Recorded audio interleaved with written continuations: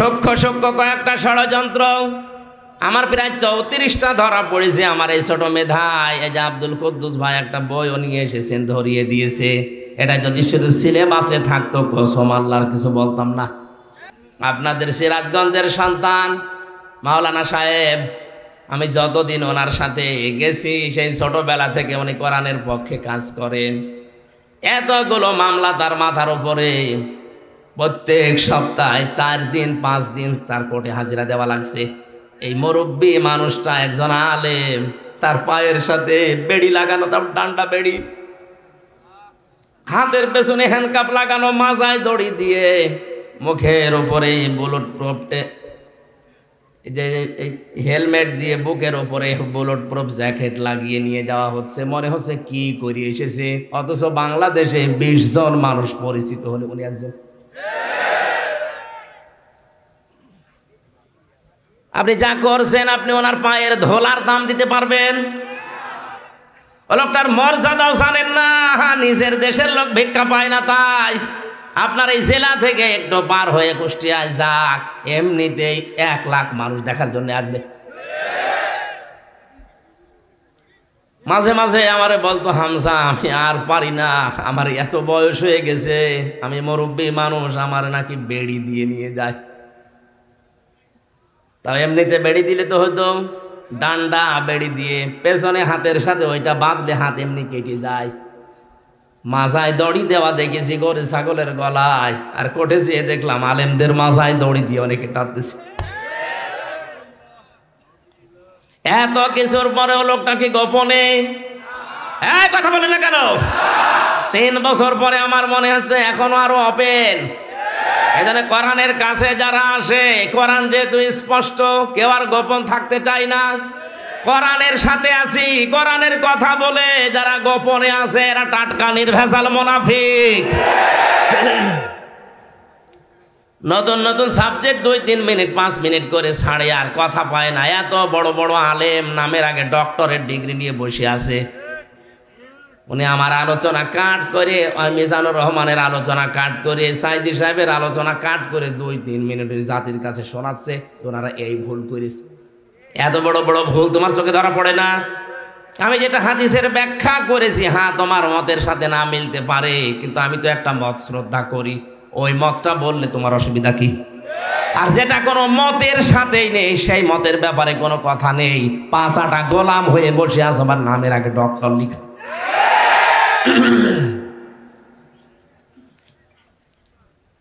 আশা করছি আপনি বুঝে ফেলেছেন।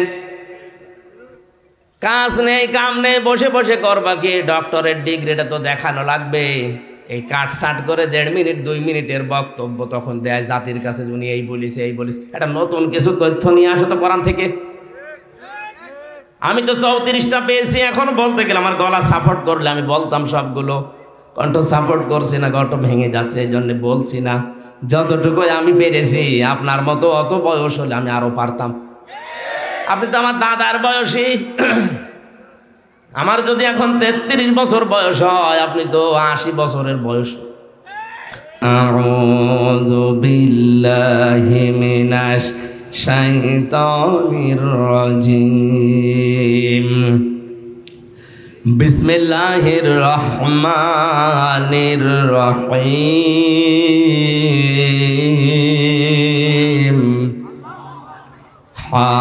হামিম ওয়াল কিতাবিল মুবিন। ইন্না আনজালনাহু ফি লাইলাতিন মুবারাকাহ। ইন্না কুন্না মুনজিরিন। এ পর্যন্ত থাক। সূরা দোখান 44 নম্বর সূরা কোরআনে কারীমের মক্কায় আল্লাহ নাজিল করেছেন। 59টা আয়াত আছে, 3টা রুকু আছে। প্রথম থেকে 6টা আয়াত আমরা পড়েছি। কোন আয়াত থেকে তাফসীর শুনতে হলে চিন্তা করা লাগবে ওই আয়াতের মূল বক্তব্য কি। আল্লাহ রাব্বুল আলামিন এই আয়াতগুলোর মূল বক্তব্য হিসাবে জানিয়েছেন সতর্কতা। কি বলেন বলেন? যাদেরকে দিয়ে সতর্ক করবেন তাদের নাম দিয়েছেন মুরসিলিন, তারা রসুল। এখন রসুল নেই, রসুলের নায়েব আছে, তার ভেতরে আমি একজন। কি আমি মিথ্যা কথা বলছি? আর যাই থাক, ভাঙ্গা চড়া হিসাবে আমার নামের আগে তো অন্তত আলেম লিখা আছে। আর নবী যে জানিয়েছেন আল উলামা ওয়ারাসাতুল আম্বিয়া, যারা আলেম তারা আমি নবীর নায়েব ওয়ারিস। জোরে বলেন সুবহানাল্লাহ। তাহলে আজকের আলোচনার বিষয় সতর্কতা।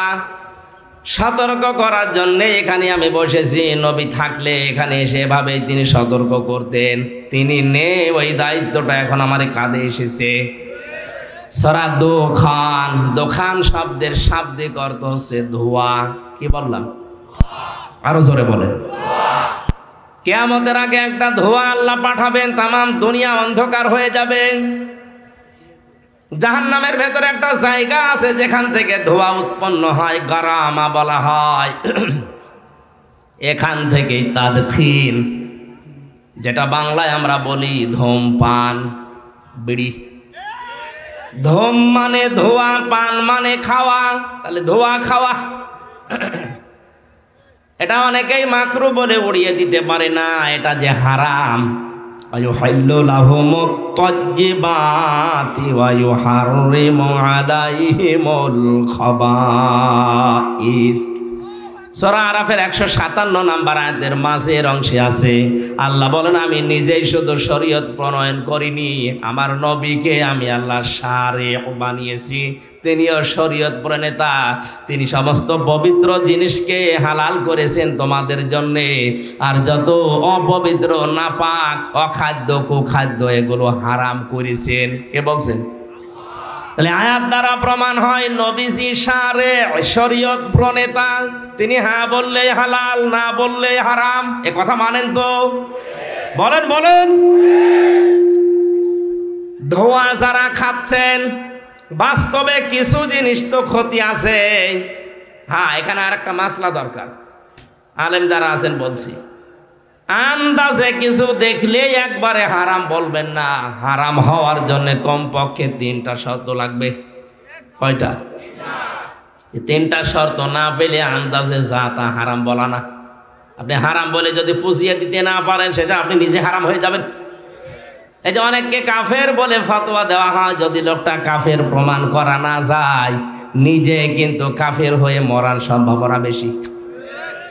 কোন নেককার, কোন মহসেনা, কোন নিরপরাধ, অজ্ঞাত এরকম কোন মহিলা যে বিষয়ে জানে না, তার উপরে যদি কেউ জেনার তহমত দেয়, ব্যভিচারের আঘাত হানেছে, ব্যভিচারিয়ে জেনা করেছে, ওই মহিলা যদি সত্যি ওই কাজ না করে থাকে, আর আপনি যদি 4 জন সাক্ষী জোগাড় করতে না পারেন, তাহলে আপনার শাস্তি দুনিয়ায় 2টা, আর মরণের পরে যা হবে এটা আল্লাহ জানে। সূরা নূরের 4 নম্বর আয়াতে আল্লাহ জানিয়েছেন, ওয়াল্লাযীনা ইয়ারমুনাল মুহসানাতি সুম্মা লাম ইয়াতু বিআরবা'তি শুহাদা ফাজলিদুহুম 80 ওয়ালা তাকবালু লাহুম শাহাদাতান আবাদা। কোন মুহসিনা, নেককার এরকম মহিলার প্রতি যদি কেউ জেনা, ব্যভিচারের তহমত লাগায়, আর 4 জন সাক্ষী যদি প্রমাণ করতে না পারে, 1 নাম্বার শাস্তি হচ্ছে ওই লোকটার ওকে 80টা চামড়ার চাবুক দিয়ে বেত মারা লাগবে। কয়টা? বলেন বলেন। 2 নাম্বার হচ্ছে যতদিন বেঁচে থাকবে, ওয়ালা তাকবালু লাহুম শাহাদাতান আবাদা, ওর সাক্ষী আর কোর্টে কাছারিতে কোনো বিচারে সালিশে আর গ্রহণ হবে না, ওর সাক্ষী শেষ। কত বড় শাস্তি আপনি টের পাচ্ছেন? একজন নিরপরাধ মানুষের উপরে যদি মিথ্যা তহমত দেওয়া যায়, 2টা শাস্তি তার জন্যে। 80টা বেত মারা লাগবে তার চামড়ার চাবুক দিয়ে, আর জীবনেও তার সাক্ষী গ্রহণ করা হবে না। এটা যদি আজ বাংলাদেশের সূরা নূরের এই 4 নম্বর আয়াতটা আমার মনে হয় সংসদে যদি কায়েম থাকতো, এই দেশে হাজার হাজার মিথ্যা মামলায় মানুষ খালাস পেয়ে যেত। কারণ আপনার সাক্ষীটা গ্রহণ হবে না। একবার যদি প্রমাণ হয়ে যায় যে আপনি মিথ্যা সাক্ষী দিয়েছেন, মিথ্যা কথার তহমত লাগিয়েছেন, লোকটা কিছু জানতো না, আপনার জীবনের মতো সাক্ষী দেওয়ার কাজ শেষ। আমার বিষয়টা যেহেতু ওইদিকে না, আমি যেটা বোঝানোর জন্য বলছিলাম, তাদখিন এটা বাংলা অর্থ হচ্ছে বিড়ি বা ধূমপান। কিয়ামতের আগে আল্লাহ বিশাল একটা ধোঁয়া সৃষ্টি করবেন, সব অন্ধকার হয়ে যাবে, শুধুমাত্র আলো থাকবে তাদের কাছে যাদের কাছে এই কোরআন ছিল। কারণ কোরআনের এক নাম আলো বা নূর। কি নাম বলেন বলেন? আল্লাহ রাব্বুল আলামিন বলেন, হামিম ওয়াল কিতাবিল মুবিন। হামিম এটার অর্থ আল্লাহ ছাড়া কেউ জানে না। কেউ কেউ বিভিন্ন তাফসীর করার চেষ্টা করেছে, আমরা ওদিকে যাব না, কারণ আমরা নিজেরা জানি না। আল্লাহু আ'লামু বিমুরাদিহি, এর আসল অর্থ জানেন আল্লাহ। ওয়াল কিতাবিল মুবিন, আল্লাহ বলেন স্পষ্ট কিতাবের কসম। কিসের? শব্দটার দিকে তাকান তো, ওয়া দেওয়ার পরে আলিফ লাম আছে। আমি আলেমদেরকে বলছি, দেখি এনারা কি পড়েছে, ওয়াল কিতাবিল মুবিন আলিফ লাম দিয়েছে। আল্লাহ মনে হয় খেলা করার জন্য। হ্যাঁ, কিতাবের আগে আলিফ লাম দেওয়ার পেছনে কারণ হচ্ছে এ পৃথিবীতে স্পষ্ট কিতাব একটাই আছে, তার নাম কোরআন শরীফ। কথা বুঝতেছে? মানুষকে হেদায়েত দিতে পারে একটাই মাত্র কিতাব, তার নাম কি? আলিফ লাম। যে চার প্রকার আমরা জানি, তার ভেতরে এক প্রকার এখানে আছে, নির্দিষ্ট করে দিয়েছেন আল্লাহ স্পষ্ট কিতাবকে, যে মানুষকে এটা হেদায়েত দিতে পারে। যালিকাল কিতাবু লা রাইবা ফীহি, এখানে কিতাবের আগে আলিফ লাম আছে। কি আছে? সুতরাং কোরআনের বক্তব্যের পরেও যদি মানুষের মনের ভেতরে উতাল পাতাল না আসে, পরিবর্ধন না হয়, বুঝবেন ওই লোকটা জাহান্নামের জন্যই তৈরি হয়েছে। জোরে বলেন নাউজুবিল্লাহ। স্পষ্ট কিতাবের কথা কেন বললেন? অনেকে আজ বিভিন্ন দরগা থেকে বের হয়ে এই কথা চালিয়ে দিচ্ছে যে কোরআন শরীফ 90 পারা, 30 পারা জাহেরে আছে আর গোপনে আছে 60 পারা। এটা যে ডাহা মিথ্যা কথা। এই আয়াতটা তার প্রমাণই মুবিন। আলহামদুলিল্লাহিল্লাযী আনজালা আলা আবদিহিল কিতাবা ওয়া লাম ইয়াজআল লাহু ইওয়াজা। সূরা কাহফের প্রথম আয়াতে আল্লাহ জানিয়েছেন, প্রশংসা ওই আল্লাহর, যিনি তার বান্দার প্রতি এমন একটা কিতাব দিয়েছেন যে কিতাবের ভেতরে কোনো গোপন কথা। আস্তে বলেন, আরো জোরে বলেন। আল্লাহ পাক বলছেন কোনো গোপন কথা নেই, আর আপনি মারেফতের কথা বলে চালিয়ে দিচ্ছেন। মানে শেষ করে দেব না? আপনারা মোবাইলে গল্প করছেন, তাহলে শুরু করি।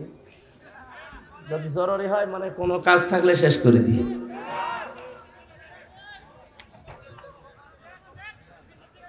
না, এই জায়গাতে যেটা নিয়ে আমি কথা বলার জন্য মানে বসেছি, বিশেষ করে যে শবে বরাত আর কয়েকদিন পরে শুরু হবে না, এটা নিয়ে দ্রোমজাল তৈরি হয়ে আছে আমাদের দেশে, ভারতে, পাকিস্তানে, এই সমস্ত দেশে। এটা ক্লিয়ার করা দরকার। আসলে শবে বরাত কি, কেন আসে, কি শিক্ষা দেওয়ার জন্য 1 বছর পর পরে শাবান মাসটা আসে। আজকে 3 তারিখ, দেখতে দেখতে মাসটাও চলে যাবে। অথচ রজব শুরু হওয়ার প্রথম দিক থেকে নবীজি দোয়া করতেন, আল্লাহুম্মা বারিক লানা ফি রজব ওয়া শাবান ওয়া বাল্লিগনা রমাদান। রজব আর শাবানের বরকত দাও। সে বরকত কি, সেই বরকতের কথাগুলো এই আয়াতে আছে। আপনি চলে যাবেন স্পষ্ট কথা শুনে, না এখনই চলে যাবেন? চলে যাবেন এখনই? একটু ওঠাউঠি বন্ধ করবে না? আমার গলায় যতক্ষণ অন্তত সাপোর্ট দেয় আমি আসি। আল্লাহ পাক বলেন স্পষ্ট কিতাব, এর ভেতরে কোনো গোপন কথা নেই, মারেফতের কথা নেই। আজ যারা শরীয়ত, মারেফত, তরিকত, হকিকত বিভিন্ন নাম দিয়ে দরবার খুলেছেন, কসম করে বলছি একটাও এর সাথে টেকে না। কারণ শরীয়তের বিধান স্পষ্ট। মারেফত বলতে যেটা আপনি বোঝাচ্ছেন, উরফুন থেকে শব্দটা আসা, আরাফা ইয়ারিফু মানে পরিচিত হওয়া। ইসলামের কোন বিধানের সাথে কেউ যদি পরিচিত হয়, আমরা তাকে মারেফত বলি। নামাজ শরীয়ত, নামাজ পড়া লাগবে কি কি কি নিয়মে, এটা জেনে পড়ার নাম হচ্ছে মারিফত। যাকাত শরীয়ত, 8টা জায়গায় যাকাত দেওয়া লাগে, ওইটা জেনে যাকাত দেওয়ার নাম মারিফত। তাহলে মারিফত বলতে ফকিরেরা যেটা বোঝায় যে গোপন জিনিস, ওরে মায়ের ছাড়া কোনো ঔষধ আছে? এটা সব বাট পারি সিটারি ছাড়া কিছু না। আর এগুলো চলে বেশি কুষ্টিয়ায়, আল্লাহর অলি শুয়ে আছে ওখানে, মারিফতের পীর, শরীয়তের পীর।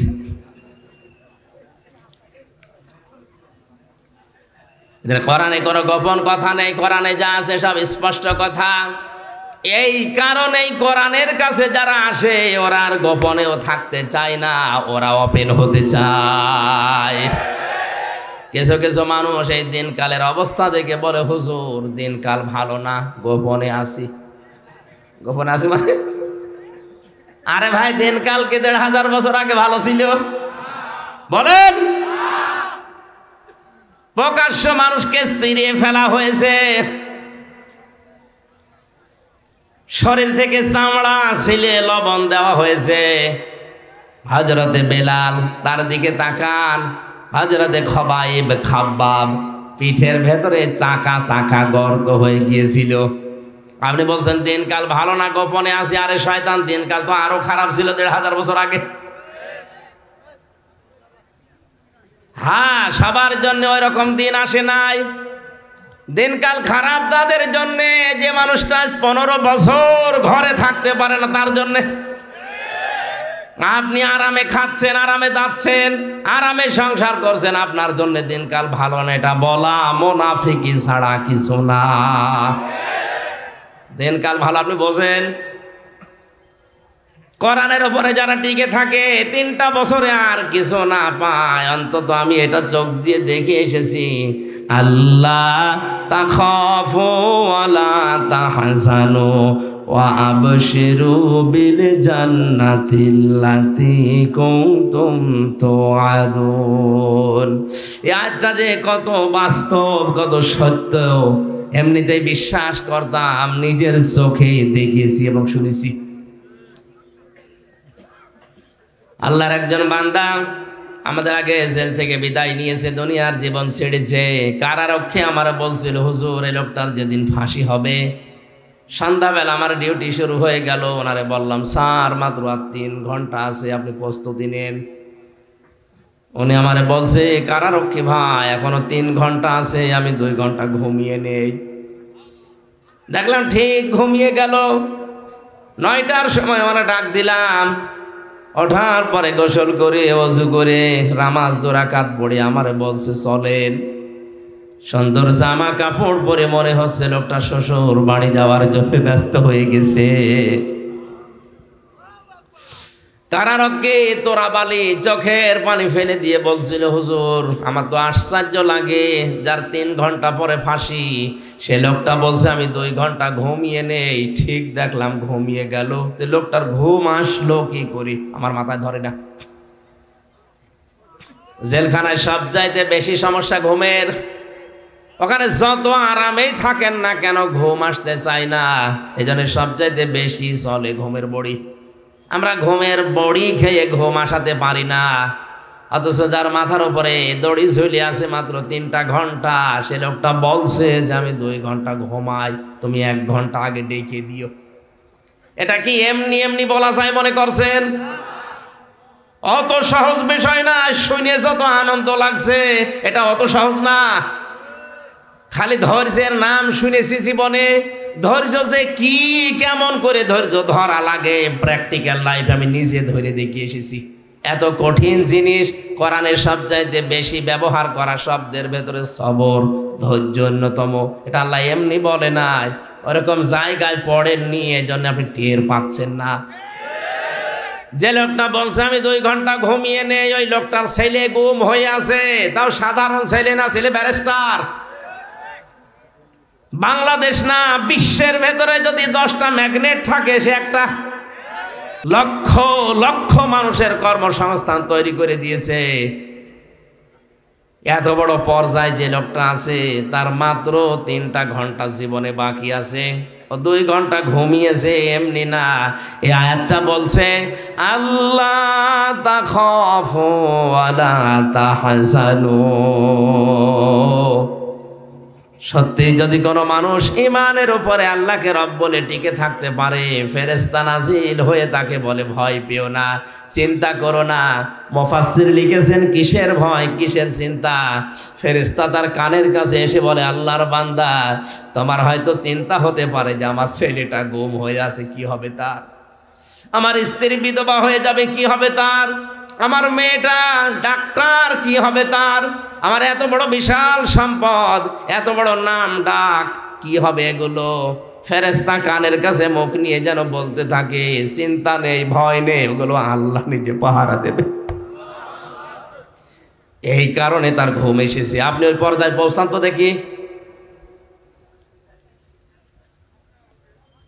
পরের শব্দ আরো কঠিন, ওয়াবশিরু বিল জান্নাতিল্লাতী কুনতুম তুআদুন। আল্লাহ পাক বলেন ফেরেশতারা কানের কাছে মুখ নিয়ে কথাও বলতে থাকে, কোনো ভয় নেই, কোনো চিন্তা নেই, ওগুলোর চিন্তা টেনশন সব আল্লাহ নিয়েছে। তুমি জান্নাতের সুসংবাদ গ্রহণ করো, ওই তাকাও তোমার জান্নাত দেখা যাচ্ছে। যার ওয়াদা আল্লাহ করেছিলেন, ফেরেশতারা তখন তার সাথে হাসতে খেলতে আর বলতে থাকে নাহনু আউলিয়াউকুম ফিল হায়াতিদ দুনিয়া ওয়া ফিল আখিরাহ ওয়া লাকুম ফিহা মা তাশতাহি আনফুসুকুম ওয়া লাকুম ফিহা মা তাদউন নুজুলাম মিন গফুরির রহিম।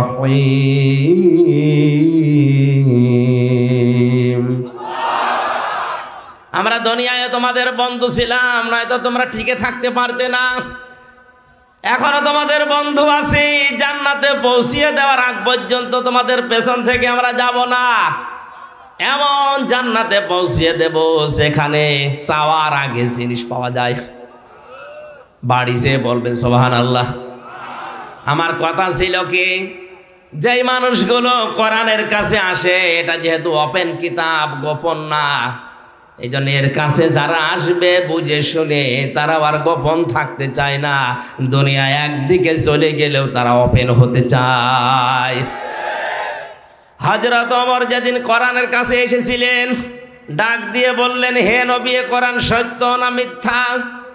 নবীজি সঙ্গে সঙ্গে জবাব দিয়েছেন এটা হক, আমার আল্লাহর বাণী, এটা সত্য কথা। হযরত ওমর বলেন হে নবী, সত্য জিনিস গোপনে থাকবে কেন?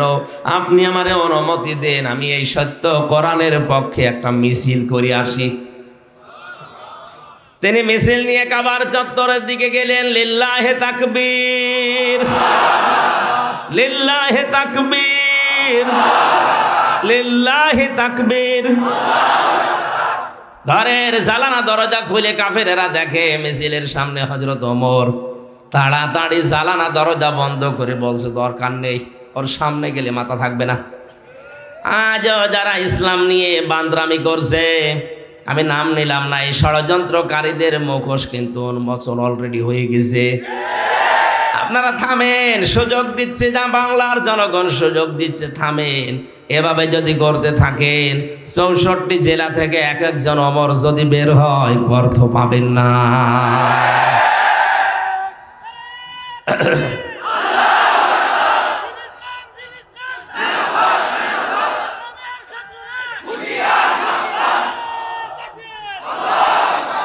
শরীফ থেকে শরীফা, এটা অত সহজ বিষয় না। সকালবেলা একজন বলছে আমি শরীফ, বিকালে বলছে না আমার যেন শরীফা মনে হচ্ছে। আপনি হন শরীফা হন আর লতিফা হন, আমার নিষেধ নেই, কিন্তু বিকাল বেলায় যখন আপনি দাবি করবেন যে আমার শরীফা মনে হচ্ছে, তখন তো আপনি আর একটা দাবি করবেন যে আমার মহিলা হোস্টেলে সিট দেওয়া লাগবে। এখন যদি বলেন মহিলা হোস্টেলে সিট নিলাম তাতে কি হয়েছে, আমি তো শরীফা। আরে বেটা, তুই শরীফা যতই দাবি করবি, মাল তো তুই শরীফ। ওখানে আমার বোন আছে, আমার মেয়ে আছে, আমার ফুফু আছে, এই কথা বলে না কেন? ওই জায়গায় তুই থাকলে আপনি টের পাচ্ছেন না কোন জায়গায় যাচ্ছে? একজন প্রশ্ন করছে, হুজুর যুবক যুবতী এক জায়গায় রাতে থাকা যায় যাচ্ছে কিনা? জায়েজ বলা দূরের কথা, তুই এক জায়গায় থাকবি? ওর প্রশ্ন ছিল এটা যে হুজুর যুবক যুবতী রাতের বেলা এক জায়গায় ঘুমানো যায় যাচ্ছে। ঘুমানো যায় যাচ্ছে, তো আপনি তো ঘুমাবেন না? ঘুমাবেন? শরীফ থেকে শরীফা হয়ে আপনি কি ঘুমাবেন? কথা বলেন। এটা যদি একবার কায়েম করে ফেলতে পারে, কি হবে আপনার বোনের, আপনার মেয়ের, আপনার ফুফুর? শুধু আমারটা হবে, আপনি টের পাচ্ছেন না? আগামীতে তো জারজ দিয়ে দেশ ভরে যাবে। আর এখন ট্রান্সজেন্ডার নামে নাম দিয়ে হিজড়াদের চালাতে চায়। কে বলেছে হিজড়া এটা শারীরিক সমস্যা? আর এই সমকামিতাকে যারা প্রমোট করছেন এটা তাদের মানসিক সমস্যা। আমার প্রথম কথা ছিল শয়তান যৌনতা ছড়াতে ভালোবাসে ও যৌনবাদী। আজ যারা এটার মাধ্যমে জাতিকে ওপেন করে দিতে চাচ্ছেন, আল্লাহর কসম আপনাকে শয়তান দখল করিস। আর কোন শয়তানের বেকারগ্রস্ত লোককে আমরা ওই জায়গায় দেখতে চাই না। নামেন ওখান থেকে। আপনি জাহান্নামে যেতে চান, একা যান, আরো ঠেলে দেব, আমি যেতে চাই না। কোরআনে কারিম হচ্ছে স্পষ্ট কিতাবের কাছে আসলে আর কেউ গোপন থাকতে চায় না, ওপেন হতে চায়। 3টা বছর আসলে ভেতরে ছিলাম, তো এক ঘরের ভেতরে আমরা ছিলাম তালাবদ্ধ, একেবারে 24 ঘন্টা ফাঁসির কন্ডেম ছেলে। খাবার দাবার ভালো না, চিন্তা টেনশনে ভেতরে সব ফাঁপা হয়ে গেছে। স্বাভাবিক হতে কিছুদিন সময় লাগবে। মনে করলাম আরো কিছুদিন পরে অনুষ্ঠানগুলো শুরু করি। মানুষ যে মুরব্বী মানুষ বলে হুজুর হাত চেপে ধরে, কি করব? বাধ্য হয়ে আসি। শরীরেও কটল করে না, এই গলাও সাপোর্ট করে না, শেষে কষ্ট হয়ে যায়। আপনারা যাওয়ার সময় আমার এই জেলখানা থেকে লিখিত এই 2টা বই, ওই দাম্পত্য সমস্যা এবং সমাধান, এটা মেয়েদের জন্য আর পুরুষদের জন্য আছে।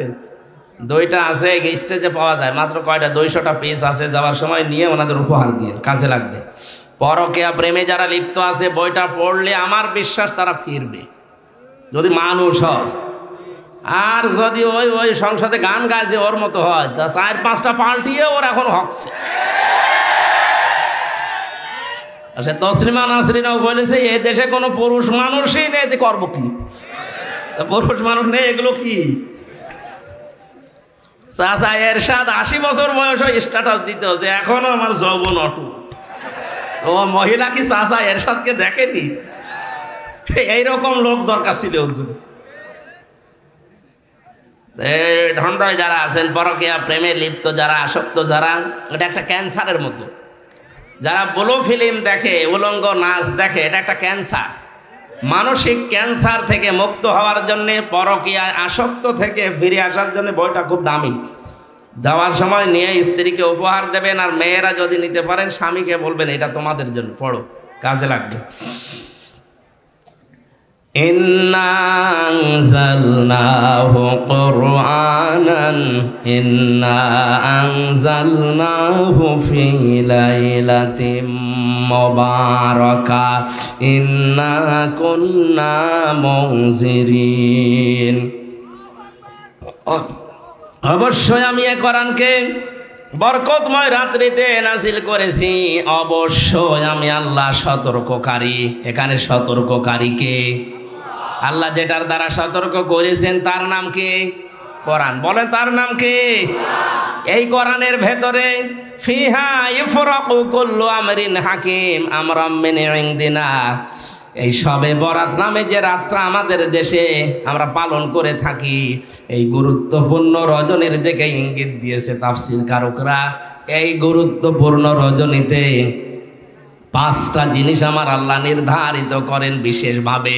আরো অনেক জিনিসের নাম আছে। 5টা জিনিস আমার আল্লাহ এই দিন তার আদেশ অনুযায়ী স্থির করেন। জোরে বলেন সুবহানাল্লাহ। ইন্না কুন্না মুরসিলিন। অবশ্যই আমি আল্লাহ রাসূলদেরকে পাঠিয়েছি রহমাতাম মির রাব্বিকা, তোমার রবের পক্ষ থেকে এটা রহমত, দয়া। ইন্নাহু হুয়াস সামিউল আলিম। অবশ্যই তিনি শ্রবণকারী এবং জ্ঞানী। এখানে সবে কদর সম্পর্কে আমি 5টা হাদিস আমার দৃষ্টিতে পেয়েছি। হযরতে আয়েশা থেকে বর্ণিত, হযরতে আবু বকর থেকে বর্ণিত, হযরতে ওমরে ফারুক থেকে বর্ণিত, হযরতে মুআজ ইবনে জাবাল থেকে বর্ণিত, হযরতে আবু হুরায়রা থেকে, এত বড় বড় সাহাবী থেকে 5 জন থেকে বর্ণিত। নেসফে শাবানের যে হাদিস, এটা দুর্বল না, এটা শক্ত হাদিস। আর যারা বেদাত বেদাত বেদাত বলে চালিয়ে দিতে চান, এটা বেদাত নয়। পালন যারা করছেন না করবেন, অন্তত নফল কাজগুলো আর জোরে সোরে করবেন। শুধুমাত্র হালিয়া রুটি, গোশত রুটি খেয়ে সারা রাত কাটিয়ে দেবেন, শবে বারাত পালন হচ্ছে না। আল্লাহ পাক এ রাতে, বরকতময় রাতে, শবে কদরের কথাই বেশি মুফাসসির ইঙ্গিত দিয়েছেন। শবে কদরের নামও কেউ কেউ জানিয়েছেন। গুরুত্বপূর্ণ হিকমতপূর্ণ কিছু কাজ আমার আল্লাহ এ রাতের সম্পাদন করেন। তার ভেতরে অন্যতম আমরাম মিন ইনদিনা, তোমার রবের আদেশ ক্রমে, রবের আইনের দ্বারা। তাহলে সবে বরাত বলেন, সবে কদর বলেন, কেউ যদি পালন করতে যায়, তার উচিত হবে আল্লাহর আইনগুলো প্রতিষ্ঠা করার মাধ্যমে চেষ্টা চালানো। 96% মুসলমানের দেশে একটা আইনও বাস্তবায়ন নেই। সবে কদর, সবে বরাত পালন করা নিয়ে আমরা হুড়োহুড়ি মারামারি করে শেষ করে দিচ্ছি।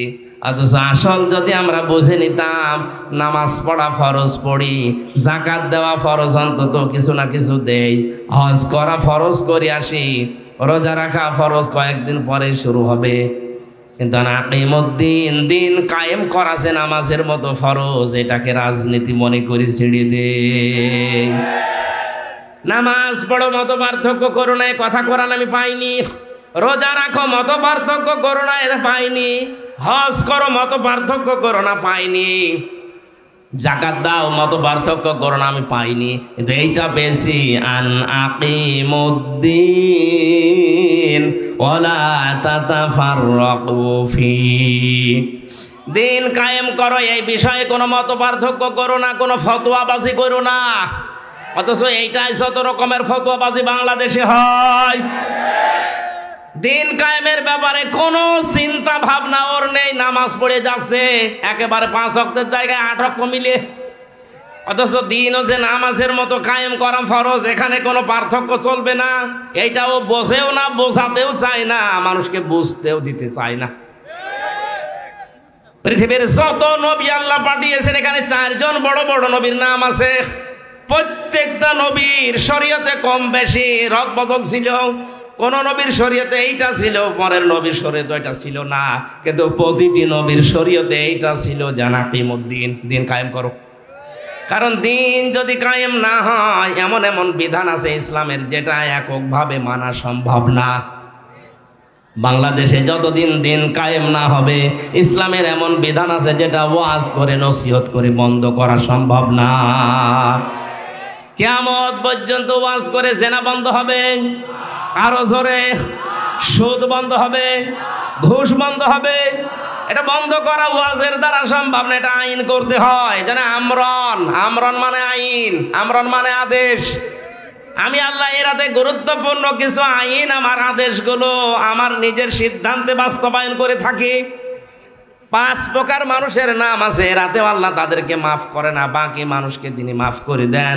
1 নাম্বার, যে মানুষগুলো শিরিক করে। 2 নাম্বার, যারা কুফরি করে। 3 নাম্বার, যারা মা বাবার অবাধ্য সন্তান। 4 নাম্বার, যারা বুড়ো জিনাখোর। আর বাংলাদেশে এটা দিন দিন বাড়ছে। কয়েকদিন আগে তাকান, আমি নাম নিলাম না, তাড়াও দিয়েছে। আজ অধিকাংশ বুড়া মানুষের ঘর থেকে, অফিস থেকে মেয়ে লোকের কান্নার আওয়াজ পাওয়া যাচ্ছে। এজন্য বুড়ো জিনাখোর যারা আছেন, থামেন। নিজের শরীর চলে না, ইন্ডিয়া হারবাল, কলকাতা হারবাল কাজ দিয়ে চালাচ্ছে। বুড়ো জিনাখোরদের এই সবে বরাতেও মাপ নেই। 5 নাম্বার, যে মানুষগুলো মা বাবার অবাধ্য সন্তান। জোরে বলেন নাউজুবিল্লাহ। আল্লাহ আমাদেরকে আয়াতগুলো আমাদের প্র্যাকটিক্যাল লাইফে মেনে নেওয়ার তৌফিক দিন, আমিন।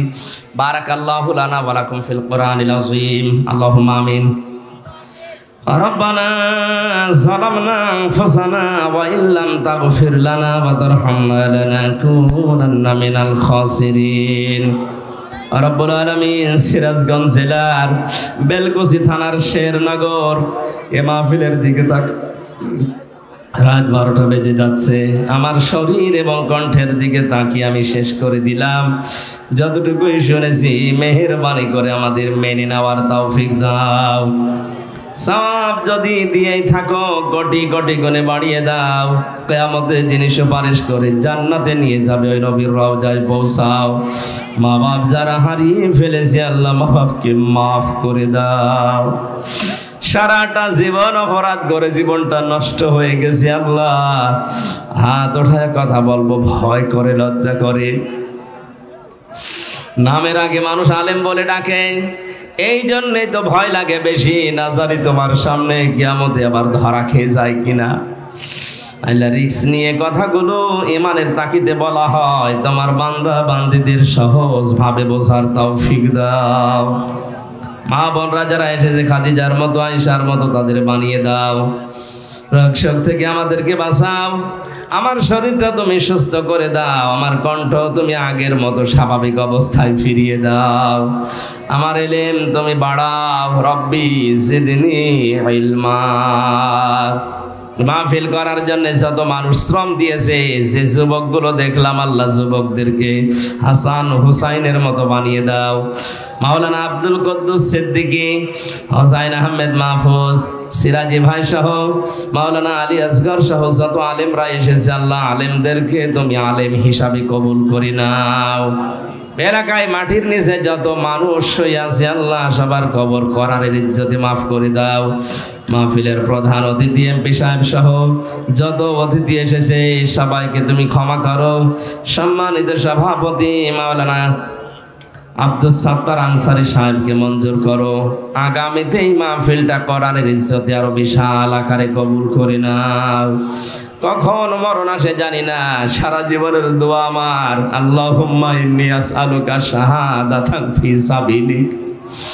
আল্লাহ তাআলা গরু ছাগলের মতো কলিজা বসে ব্রেন নষ্ট হয়ে পাগলের মতো পোশাক পায়খানা বিছানায় করে আমি মরতে চাই না। আমাদের সবার আকাঙ্ক্ষা আমরা শাহাদাতের মরণ চাই। আল্লাহুম্মা ইন্নী আসআলুকা শাহাদাতান ফি সাবিলিক। যখনই আজরাইল পাঠাবে আমাদের মুখে যেন আগে থেকে জারি থাকে লা ইলাহা ইল্লাল্লাহু মুহাম্মাদুর রাসূলুল্লাহ।